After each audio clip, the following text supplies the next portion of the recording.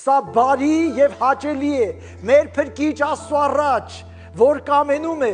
որ բոլոր մարդիկ փրկվեն եւ ճշմարտությունը ճանաչեն։ Եկեղեցին տեղ է, որ պիտի Աստծո ճշմարտությունները հրատարակի։ Եկեղեցին տեղ է, որ Աստվածաշունչը պիտի քարոզի եւ միայն Աստվածաշունչը։ Եկեղեցին հեքիաթ պատմելու տեղ չի, երբ Աստված մարդուն հանձնարարություն է տալիս։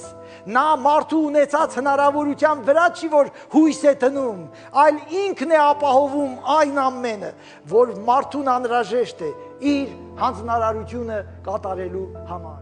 Երբեք չվախենաս Աստծո գործը գործելու, Աստված կհոգա քեզ համար։ Հիսուսն ասում էր.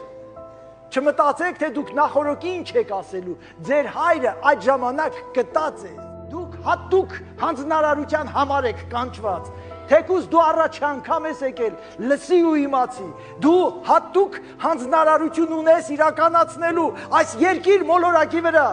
Այս երկրի մեջ դու չես ծնվել այս երկրի հացն ուտելու եւ այս երկրի օդը շնչելու համար, այլ Աստծո մեծությունը, Աստծո փառքը, Աստծո արդարությունը, սրբությունը, Աստծո ողորմությունն ու հավատարմությունը հրատարակելու համար։ Աստված մեզ երբեք հանձնարարություն չի տալիս, որ մենք պարտվենք։ Աստված մեզ պարտության հանձնարարություն չի տալիս։